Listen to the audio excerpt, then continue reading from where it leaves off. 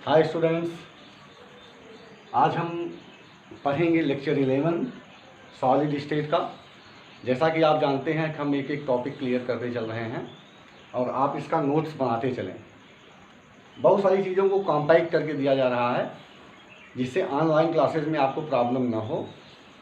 तो यहाँ पर आज का टॉपिक हमारा है बेटा अंतराकाशी रिक्तियाँ, इंटरस्टिशियल वाइड्स। इसको वाइड्स को पढ़ने से पहले हम थोड़ा सा एक चीज़ पे विचार करेंगे कि आपको बताया गया था यूनिट सेल, और यूनिट सेल में आपको बताया गया था कि एटम्स अपने अपने जगह पे लगे होते हैं। जैसे अगर सिंपल क्यूबिक है तो 8 कार्नर्स पे एटम लगे होते हैं। एटम्स को सॉलिड स्टेट में पढ़ाने के लिए माना जाता है स्फेरिकल। वैसे भी आप जानते हैं कि एटम स्फेरिकल होता है। तो हमारी बात ये हो रही थी कि अगर हम किसी बॉक्स में, जो खाली बॉक्स है, उसमें अगर हम गोलों को रखें, स्फीयर्स को रखें, तो स्फीयर्स को रखने के बाद उनके बीच में खाली स्थान हमें मिलता है, वैकेंट स्पेस मिलता है। वैकेंट स्पेस मिलने का कारण ये होता है कि गोले गोलाकार हैं। अगर उनकी बीमा एक्स वाई जेड माने लंबाई गुणे चौड़ाई गुणे ऊंचाई होती तो एक दूसरे में फिट हो जाते, जैसे कि ईंटें फिट होती हैं। लेकिन यहाँ पर ऐसा नहीं होता, यहाँ पर स्फीयर्स होते हैं, गोले होते हैं।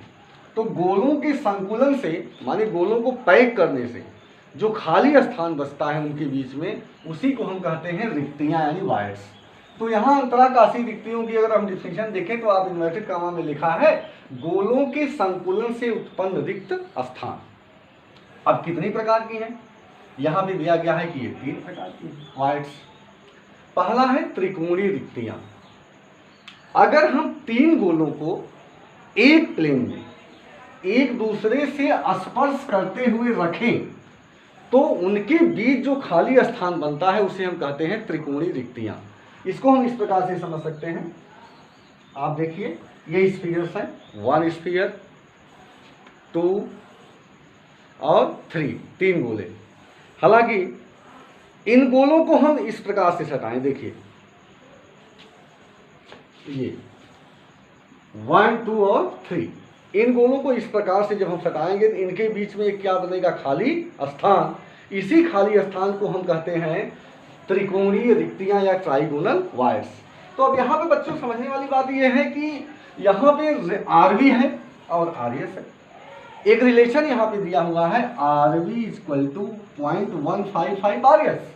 आरवी क्या है? रेडियस ऑफ स्फीयर और वाइड्स, और आरएस क्या है? Radius of sphere. तो ट्राइगोनल वाइड्स में अगर आपको स्फीयर का रेडियस दिया है आरएस, तो आप वाइड्स की रेडियस निकाल सकते हैं। कैसे निकालेंगे? आरवी इक्वल टू 0.155 आरएस निकाल लेंगे। अब अगर आपको आरवी दिया है और आरएस पूछ रहा है तब भी आप आरएस निकाल लेंगे। दूसरी रिक्ति है चतुष्फलकीय रिक्ति यानी टेट्राहेड्रल वाइड्स। इसके लिए कहा जाता है आरवी इक्वल टू 0.225 आरएस। 3 गोलों को ये देखिए ऐसे हम रखें एक प्लेन में, देखिए 1, 2, 3, और चौथे गोले को इस प्रकार रखें कि यह तीनों से स्पर्श करे। देखिए अब रिक्तियां बन रही हैं कि नहीं? देखिए रिक्तियां बन रही हैं ना। तो इस प्रकार से जो रिक्तियां बनती हैं उन्हें हम कहते हैं चतुष्फलकीय रिक्तियां यानी टेट्राहेड्रल वाइड्स। अब इनके लिए रिलेशन क्या है?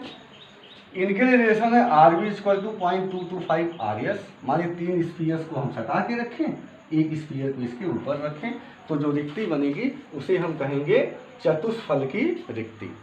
तीसरा है अष्टफलकीय रिक्तियां। हमारे पास 3 गोले हों, 3 स्फीयर्स, देखिए इस प्रकार से 3 स्फीयर्स, और एक स्फीयर यहाँ, दूसरा यहाँ, तीसरा यहाँ रखा हो। देखिए इस प्रकार से रखा है, एक यहाँ रखा है, दूसरा यहाँ रखा है, तीसरा कहाँ रखा है? यहाँ।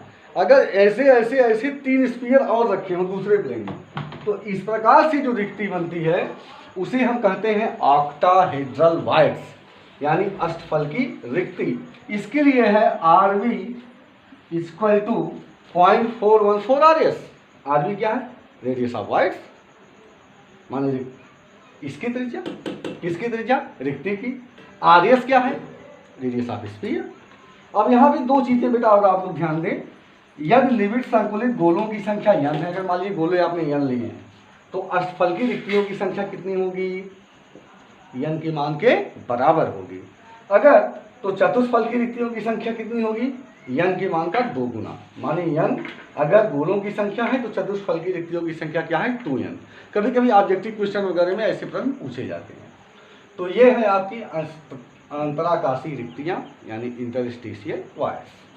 कौन कौन सी हैं, त्रिकोणीय रिक्तियां, 3 गोले स्पर्श करें, RV = 0.155 RS। चतुष्फल की रिक्तियां, 3 गोले एक प्लेन में हो, चौथा उसके ऊपर हो लेकिन चारों को टच करता हो, इस प्रकार से देख लीजिए, मैंने आपको बताया, फिर बता देता हूँ। चारों को टच, ये नहीं कैसे रखा हो, ऐसे चारों को टच करता हो, चारों को देखिए, यानी यहाँ रख दिया, यहाँ रख दिया, यहाँ रखेंगे तो एक ही को टच करेगा, चारों को टच करता हो परस्पर, तो उसे हम कहेंगे चतुष्फल की रिक्ति। और अगर तीनों को इसके ऊपर, 3 नीचे 3 ऊपर रख दिए जाए इनके बीच में, इसे हम क्या कहेंगे, अष्टफल की रिक्ति। तो ये आपकी वॉइड्स हैं। इसके बाद आगे के लेक्चर बहुत जल्दी तुरंत आपको रिकॉर्ड करके भेजे जाएंगे। आप YouTube पर अवेलेबल है, वहाँ पढ़ सकते हैं। बस आपको करना क्या है, लाइक करें, सब्सक्राइब करें और शेयर करें अगर आपके समझ में आता है। ठीक है, थैंक यू।